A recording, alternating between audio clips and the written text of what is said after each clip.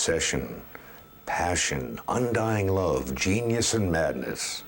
Take the titanic themes and emotions of grand opera, fuse them with the trappings of the Gothic novel, and what do you get? The Phantom of the Opera, of course, a darkly romantic icon of the Gaslight era. The opera ghost has never been so popular as he is today. The Phantom seems to have a special appeal for modern audiences, beckoning us to leave our brightly lit, digitized world for a shadowy realm of mystery and terror and enchantment.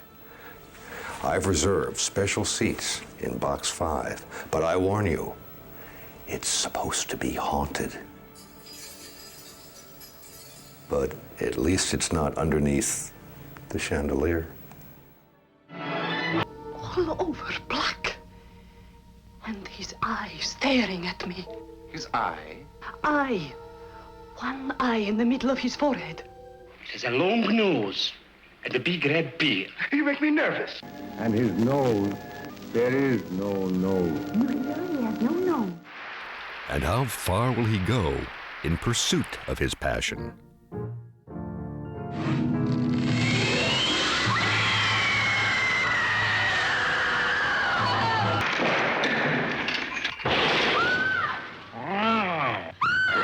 If one theme recurs in the canon of Universal Studios horror, it is certainly the timeless legend of Beauty and the Beast. But nowhere has the classic fairy tale been more masterfully elaborated upon than in Universal's The Phantom of the Opera, first made in 1925 with Lon Chaney, and remade once again in 1962 with Herbert Lom as the disfigured music master, whose story has become one of the most popular romantic narratives of the 20th century. The thing about The Phantom of the Opera is the romantic quality that it has. Well, the appeal certainly of The Phantom of the Opera is one of those perennial things where you have a character who also has a tragic element. It's so intriguing and mysterious, the mystery of it all. It fascinates people. I think the thing that sticks in everybody's mind is the removal of the mask.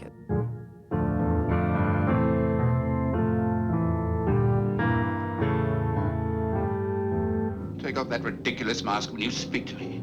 Do you hear me? Take it off!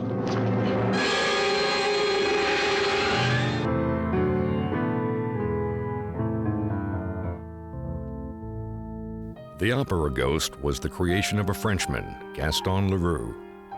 Lawyer, journalist, author of many fantastic novels, but none so enduring as The Phantom of the Opera. First published in 1910, Phantom became a popular success. It told the story of Eric, a horribly disfigured musician who dwells in the catacombs beneath the Paris Opera House, and his unrequited love for a singer named Christine. When his passion is thwarted, a reign of terror ensues. A primary inspiration for Leroux's book was an earlier novel, George du Maurier's Trilby. It told the story of Svengali, a maestro of mesmerism, who possesses the soul and voice of a beautiful young singer. Carl Laemmle, president of Universal Pictures, bought the film rights to Phantom for actor Lon Chaney to follow Chaney's phenomenal success in The Hunchback of Notre Dame. It had all of the elements and the ingredients for a rip-roaring melodrama. And of course, the main thing is, it was a perfect vehicle for Lon Chaney as a follow-up to The Hunchback. Lon Chaney was one of the finest character actors, and he was notable mainly because he was such a great artist at makeup. They called him the man of 1,000 faces. His range was incredible, and of course he was perfect for silent movies because he could express in pantomime so much without having to speak. Like Hunchback, Phantom would be a tremendous undertaking for a small company like Universal. There was a great emphasis on westerns, on comedies, on things that rural audiences would like. Laemmle first intended to shoot on location in France, but he finally brought Paris to Hollywood, and the opera rose up at Universal City in the shadow of Notre Dame. It was a very elaborate, very expensive production, and the stage was an exact replica of the Paris Opera House. The set for the Opera House was actually newly constructed for the 1925 version, and it was one of the first, if not the first, steel structure sets built on the Universal lot. And it was quite a deal at that time. And because it was such an incredible set, they were able to use it time after time for many productions, including the 1943 production. The Phantom stage, art directed by E.E. Sheely and Sidney Ullman, perfectly duplicated the Paris original, but no one at Universal knew what the backstage and cellars looked like. Ben Carré, a French artist now in Hollywood, had worked at the Paris Opera and was called in to help. His English unintelligible, Carré spoke fluently with charcoal. A grateful Universal thanked him, and Carré moved on to his next assignment. Nearly half a century would pass before Carré would actually see the film and learn how carefully his designs had been executed. Such an exquisitely designed production required an especially attractive leading lady. The coveted role of Christine went to a relatively unknown ingenue named Mary Philbin. Mary Philbin and I were neighbors in Chicago. She was 6 years older than I, but a beautiful, beautiful girl, just exquisitely beautiful. And at the time, Universal was having a beauty contest, and my father urged her to send a picture, and she did, and she won a contract. Mary was not of this world, really, not of this age. She was extremely shy. She was a lovely, sweet, gentle human being. Lon Chaney's screen persona was the complete antithesis of Mary's, the beast to her beauty. And although Chaney was unparalleled as a master of grotesque makeup, Phantom would put even his talent to the test. The concept of the death mask comes from the book. So this is Christine describing to Raoul. Suddenly, I felt a need to see beneath the mask. I wanted to know the face of the voice. And with a movement which I was utterly unable to control, swiftly my fingers tore away the mask. If I lived to be 100, I should always hear the superhuman cry of grief and rage which he uttered when the terrible sight appeared before my eyes. I fell back against the wall, and he came up to me, grinding his teeth. And as I fell upon my knees, he hissed mad, incoherent words. Leaning over me, he cried, "Look, you want to see? Feast your eyes, glut your soul on my cursed ugliness." To create the illusion of a living skull, Chaney had taken inspiration from a book illustration by Andre Castaigne, which only partially revealed the Phantom's face. An exaggerated skull cap raised his forehead, and his cheekbones were exaggerated with putty. Further distortion was achieved by wadding, inserted into either side of his mouth. Small prongs attached to a set of decaying teeth created the perpetual grin of a death's head and held the mouth open. The makeup's most startling feature, a skeletal nose, was intensified for close-up shots by means of a wire appliance, partially visible in these photos, inserted into his nostrils, then pulled, taut, and hidden by putty. According to cameraman Charles Van Anger, the device often caused significant bleeding. Well, it was pretty ghastly, and when he was unmasked, so to speak, it was a real shock. For Carl Laemmle's niece, Carla, who lived with her parents on the backlot, life at Universal was never more exciting than during the production of Phantom. And when I was 16 years old, they were making the Phantom of the Opera, and I was chosen to be the prima ballerina, which was quite a big thrill to me.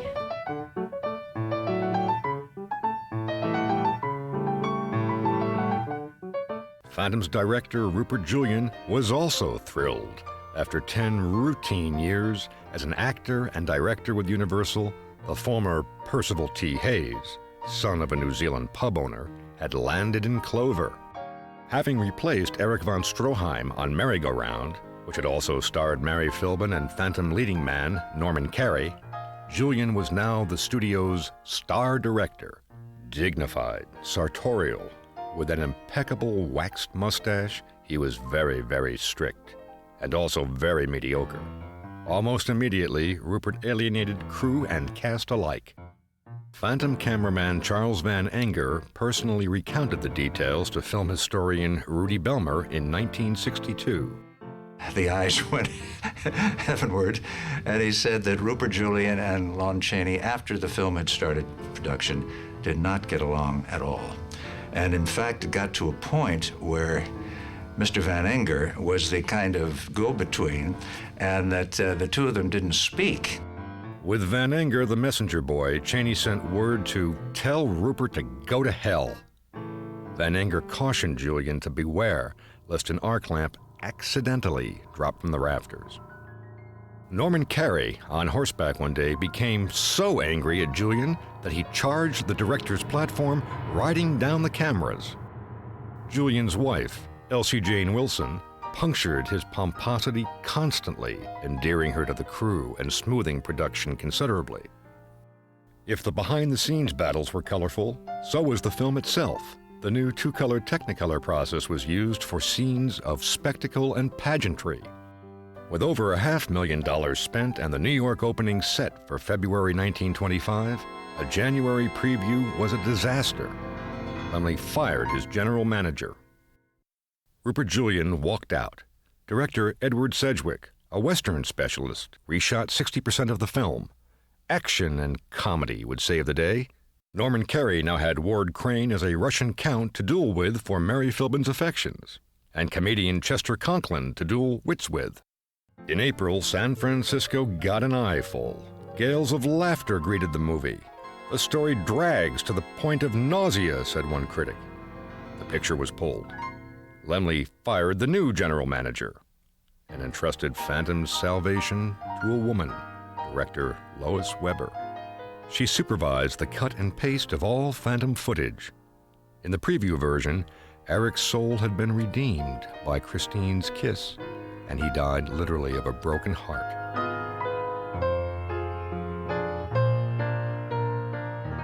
Western director Sedgwick had preferred frontier justice. Lois Weber cut to the chase.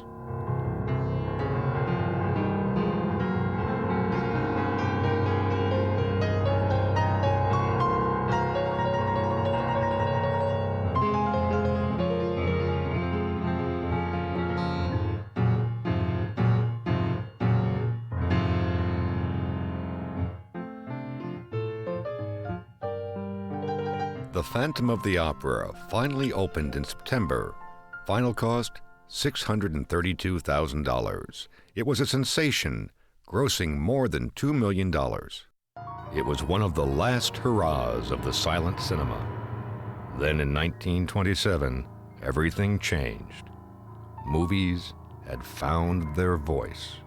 Universal was so delighted with the reception of The Phantom of the Opera that they naturally, when sound came in, one of the thoughts was, let's do it again with sound.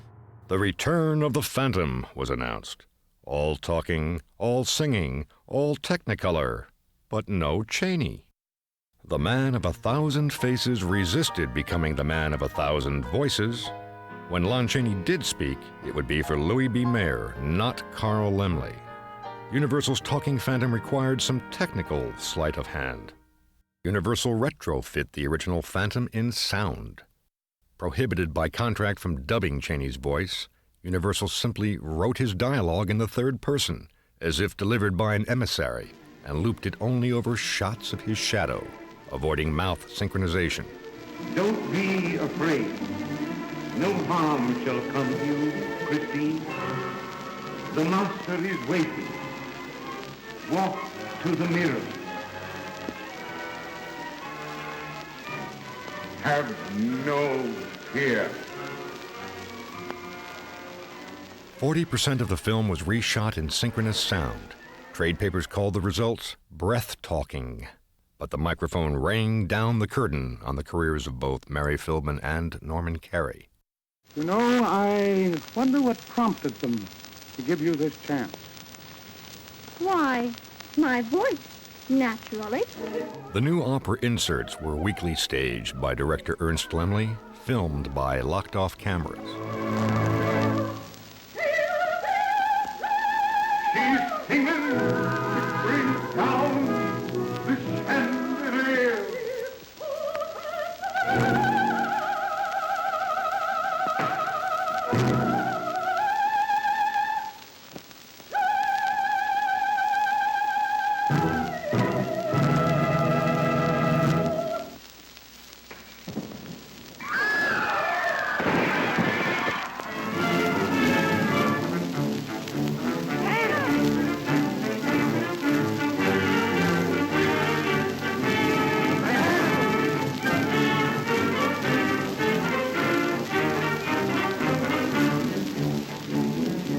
Technicolor sequence made a return engagement.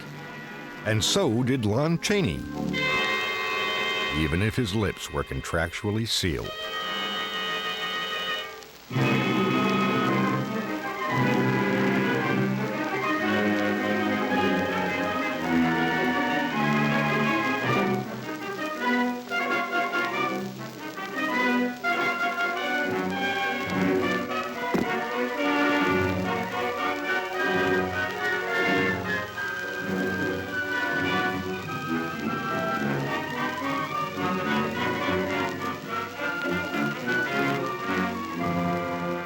Remade and reborn at an additional cost of $113,000, the new Phantom of the Opera grossed $419,000 worldwide.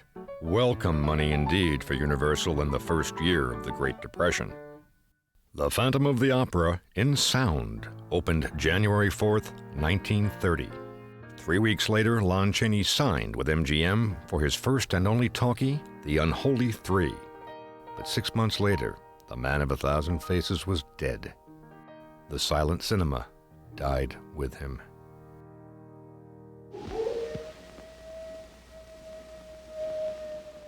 Universal soon established itself as Hollywood's leading house of talking horror. I am Dracula. At the height of the horror boom in 1935, Universal announced a remake of The Phantom of the Opera to be produced on a grand scale. But overextended financially, the Laemmles lost the studio. The new Universal management forged ahead, promising its own ambitious Phantom. Martha Egerth, the Hungarian Nightingale, was announced as Christine and Cesar Romero as Raoul. Psychologically wounded in World War I, the new Phantom was a shell-shocked music master in contemporary Paris, whose mental derangement made him imagine his disfigurement. Would he be played by Karloff the Uncanny, or the great opera star Fyodor Shalyapin? 1936 economy measures at the new Universal, coupled with the British embargo on horror films, banished this Phantom. 20th Century Fox seized the moment and cast Boris Karloff as a masked Mephisto in Charlie Chan at the Opera. But like all good Universal monsters, the Phantom was only resting, waiting for new life to come. By 1939, a son was born to the House of Frankenstein, along with a daughter, teenage songbird Deanna Durbin, whose box office appeal was also of monstrous proportions. She was the star of the studio. The studio had recovered, from going down financially because of Deanna's first picture, Three Smart Girls. In 1941, the Phantom was to be reborn, remade, rejuvenated once again, even if he must play second fiddle to Deanna. Charles Laughton, acclaimed for his portrayal of Quasimodo in the 1939 remake of The Hunchback of Notre Dame, had just played Durbin's surrogate father in It Started with Eve for director Henry Koster.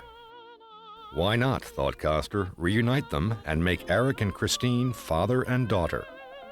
Koster told the press that his Technicolor movie would present the backstage opera in tones of gray and brown, and then the splash of bright red blood. Durbin saw red too and rejected the script. As 1941 ended, Universal's family included the immensely popular comedy team of Abbott and Costello. Their director, Arthur Lubin, moved to the A roster. No stranger to horror, Lubin could scare up a Phantom on time and on budget. And his producer, George Wagner, knew something about horror, having produced The Wolfman and other chillers. Mr. Wagner was a complex man. He was a cowboy, basically. Big, impressive person with steely blue-gray eyes, and with a lot of love of music and things inside him. And it was a great opportunity for him to do Phantom. He loved music. Like most of the producers at Universal somehow had something to do with music. Either it was their hobby, or it had been their profession, or it still was their profession. Wagner also knew about the son of 1,000 Faces, Lon Chaney Jr., who lobbied to reprise his father's greatest role. Chaney was never seriously considered, but the equally unlikely contract player Broderick Crawford was. Suggestions that budget Bobby Soxer Grace McDonald portray Christine were quickly gagged. Phantom was now $1 million movie, needing $1 million star. Universal's Invisible Man, Claude Rains, was between contracts at Warner Brothers. In Hollywood, Rains always projected urbane sophistication, but it was an image hard-earned. I am always in awe of how terribly elegant he was. He was one of 12 children. All but 2 died from poverty-related illnesses in London. This was not an elegant upbringing. He had a very strong Cockney accent, which I couldn't understand when he spoke with it. He also had a couple of speech impediments. He couldn't say R's. His name was William Rains, so he called himself Willie Wains. He really transformed himself over a long period of time into somebody else, and that was the person that I knew. Rains accepted the role of the Phantom with one special provision. He refused to wear an elaborate makeup. He dreaded being typecast in fright films and had previously turned down the Basil Rathbone part in Son of Frankenstein. The opera, of course, always has its prima donna. When it came to Universal Monsters, there was only one contender for the title. The great Jack Pierce, the dictator of all dictators. Nobody was ever late at Jack Pierce's office. You never dared to be 5 minutes late when he said, be there at 7:30 or sometimes 5:30 in the morning. You had to be there. I was late once at Jack Pierce's office, the first and the last time. I never did it again. Pierce's authority was never challenged for a simple reason. Jack Pierce was a marvelous makeup man and the best in the business. Pierce had to keep simplifying the Phantom's face of fire until it met with Rains' approval. Sensitivity to returning combat veterans, many of them disfigured, also caused the producers to tread carefully.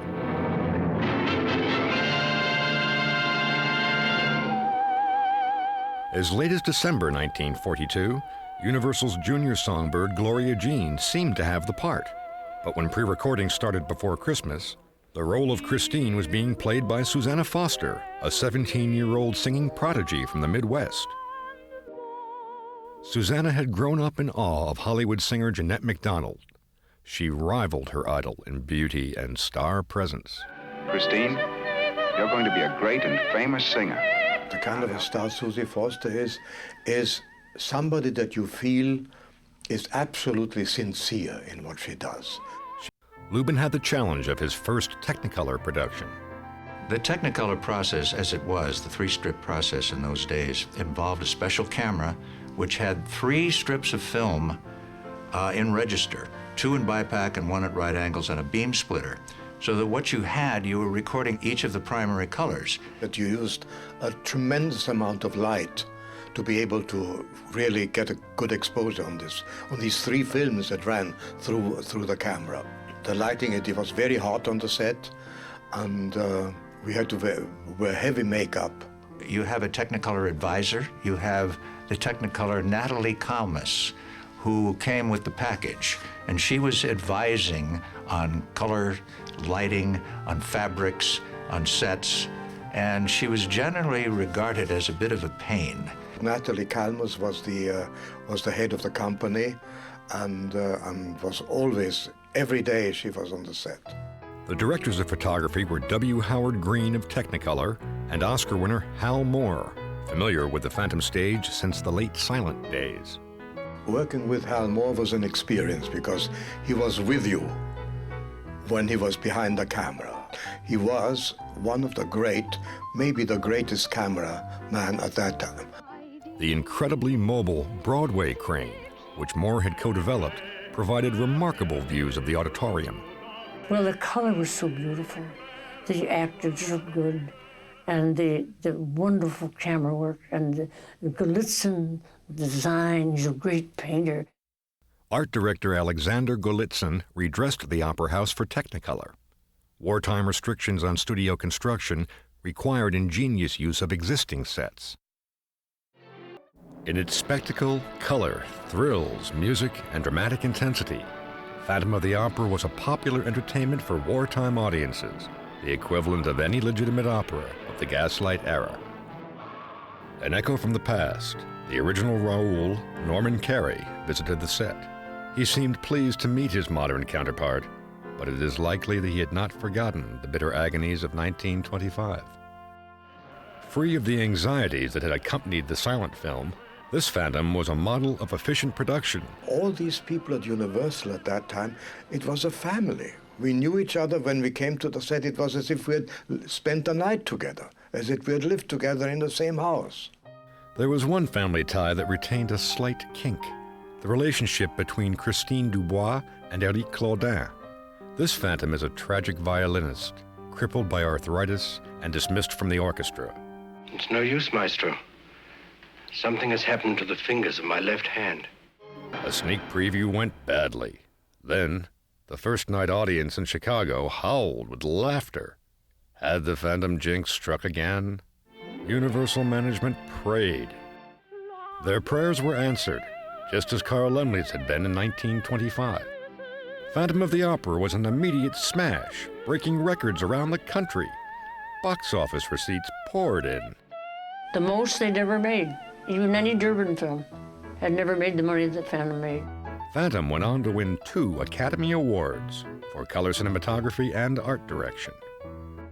For audiences who didn't see the picture in theaters, Basil Rathbone played the Phantom, with Susanna Foster and Nelson Eddy in a ghost-to-ghost broadcast on the Lux Radio Theater. Take out the mask, or I'll take it off for you! Why did you do it? Now you see my face. The only real story that I have about the Phantom of the Opera is that when I was about 6 or 7, one Halloween, he called Universal and he borrowed the cape and the hat.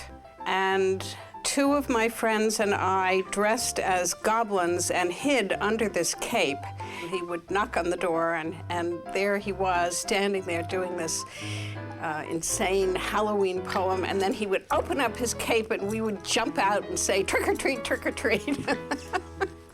4 days after Phantom's opening, Universal announced The Climax, a direct sequel reuniting cast and creative team. Nelson Eddy was enthusiastic about the proposed sequel, but when production neared, he was not available. Claude Rains had forsworn the mask and signed a new contract with Warner Brothers. Finally reworked as a follow-up rather than sequel, The Climax starred Boris Karloff as a demented theater physician, worshiping the embalmed corpse of his murdered wife while menacing Susanna Foster, I've come to help you, my dear.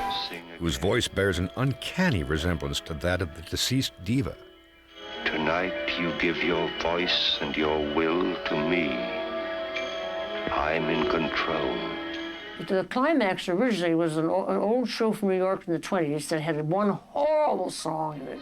While not horrible, the songs in the movie The Climax were more operetta than opera. When the lamp is getting ready for the heavenly impression. It had all the ingredients for success, including a solid cast. In The Climax, I played a young Viennese boy called Franz. He was a musician in love with Susie Foster, who realizes what an evil influence that Boris Karloff character had on this girl. By 1944, Boris Karloff had become such an indelible horror icon that his simple presence in a film signified shudders. Boris Karloff, the classic horror actor. He did very little with his voice. He did very little with his face. He just let it be there. And the eyes are so expressive. I don't know whether you remember the close-ups of Boris Karloff in The Climax. They were masterpieces. I think it was the first time that Boris had a chance to play an elegant man. And when he came dressed in his tails and his wonderful hat, he was beautiful. Once again, audiences were treated to the Phantom stage and Hal Moore's Technicolor camera work.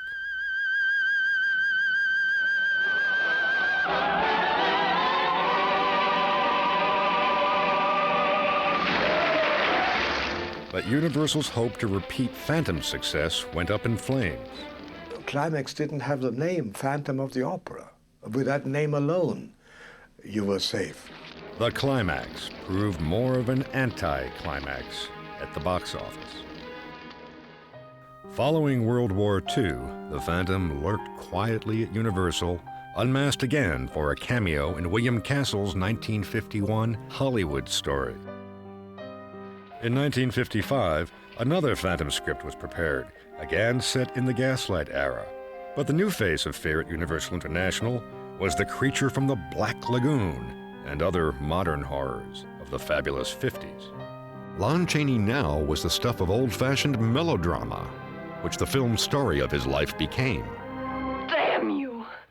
Damn you! Damn you! Man of a Thousand Faces was a sanitized retelling of Chaney's own Hollywood story. They love him, don't they? The authorized version of a very private life, which some felt dropped the curtain on the true backstage drama. The son of deaf mutes, Lon Chaney was sensitively portrayed by James Cagney. The film explained Chaney's craft and fame, but weak facsimiles of Chaney's triumphs failed to convey his power of accomplishment. Even Eric's organ requiem sounded contrived, having been ad-libbed by staff composer Herman Stein, asked to strike some chords for what he was told was only a sound check.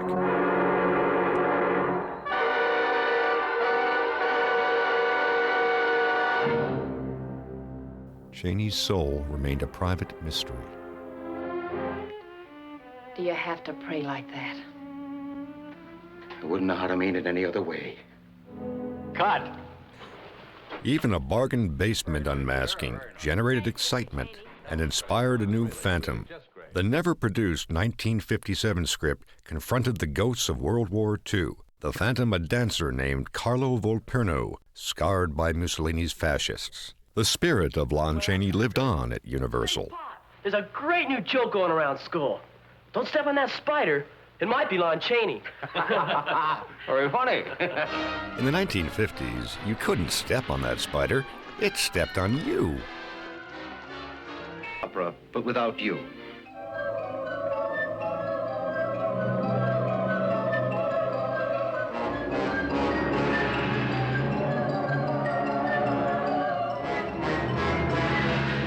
But Box 5 remained a problem.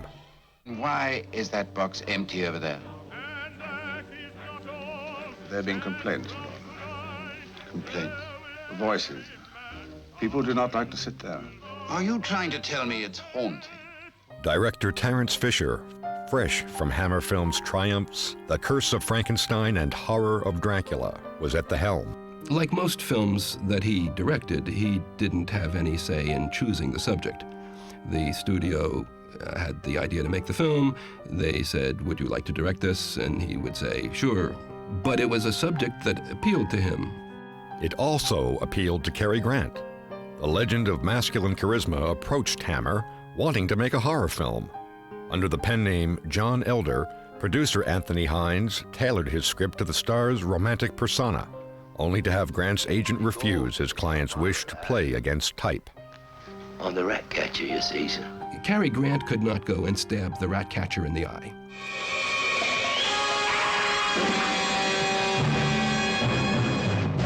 Hammer's script takes most of the menace away from the Phantom. It shifts murders from him to other people.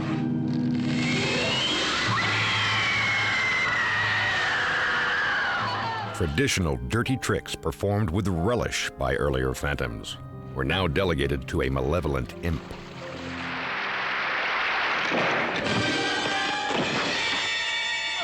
Topsy-turvy, the Phantom unmasks himself and is a victim of his character's own traditions. Czech-born, trained at London's Old Vic, Herbert Lom inherited the mask of a kinder, gentler Phantom. Lom gave a masterful performance, blending the tortured pantomime of Lon Chaney with the voice of the fallen angel pioneered by Claude Rains. You're going to be a great and famous singer. I'll help you. Who are you? Be quiet and listen. You sang well, but you will sing better. I shall teach you. When you sing, it will be only for me. You are dining with Ambrose Darcy tonight. Be warned, he is a vile and vicious man. The true villain of the story is Lord Ambrose Darcy, played by Michael Gough, who runs the opera house. You're a delicious little thing. Like Eric Claudin, Professor Petrie is an impoverished musician. This time, the theft is not imagined. You thief! Scoundrel! Penniless composers are invariably drawn to their publishers, where only tragedies are printed.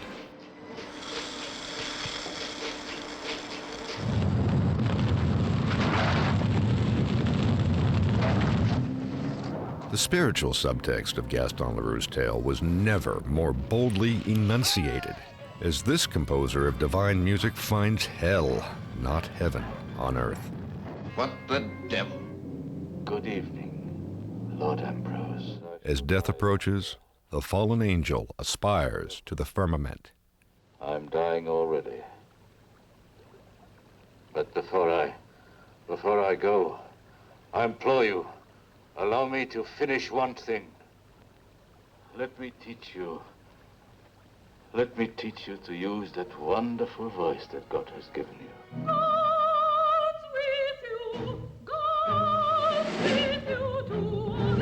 Professor Petrie's masterwork chronicles the martyrdom of Joan of Arc, persecuted by church authorities because she claims to hear the voice of God.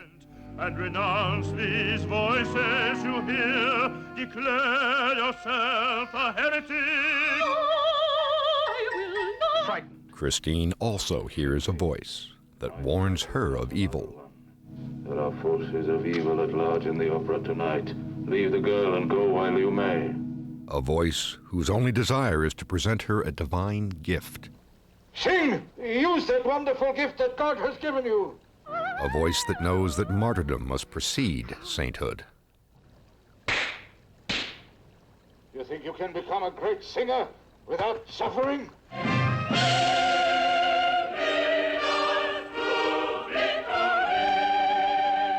Heather Sears' tender performance was enhanced by soprano Pat Clark's accomplished dubbing.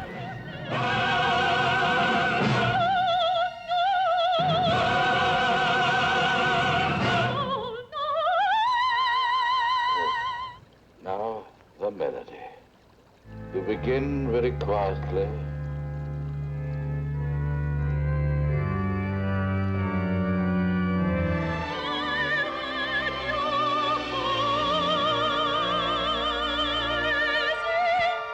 Divinely inspired, Christine acknowledges her angel of music.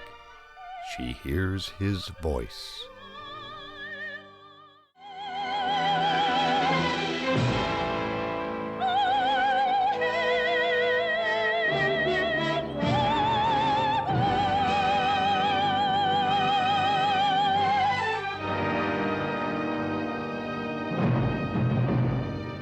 The Phantom of the Opera was one of Terence Fisher's most polished films. Films and Filming pronounced it the best thing Hammer had yet produced, but it was not well received at the box office. He did a good job, but it wasn't a job that the public wanted.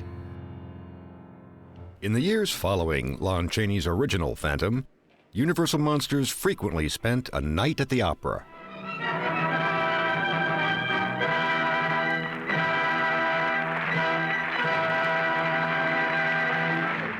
The Phantom stage has been in active use for the last 75 years.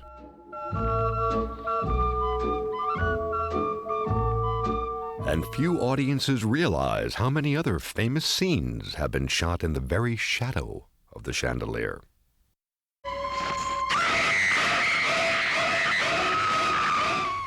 You should have seen the blood. How many thoroughly modern Phantoms have held a season pass to Box 5?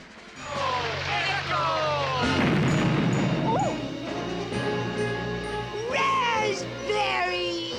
My God, it's muzzy. But audiences give few raspberries to the Phantom.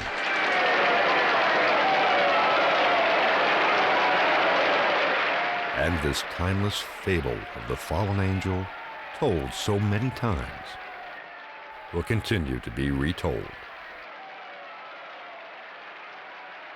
Through beauty's compassion, the beast will always be. In addition to the 3 films released by Universal, The Phantom of the Opera has inspired many other dramatizations. The Andrew Lloyd Webber musical is the most celebrated, not to mention the most successful stage attraction in theater history. Given the story's incomparable track record, there will no doubt be more films and plays and musicals to come. No matter how you look at it, there's a Phantom in your future. For more information on The Phantom of the Opera, I hope you'll join me for a feature-length audio commentary, which you can access from the main menu. On behalf of the Opera Ghost, this is Scott MacQueen.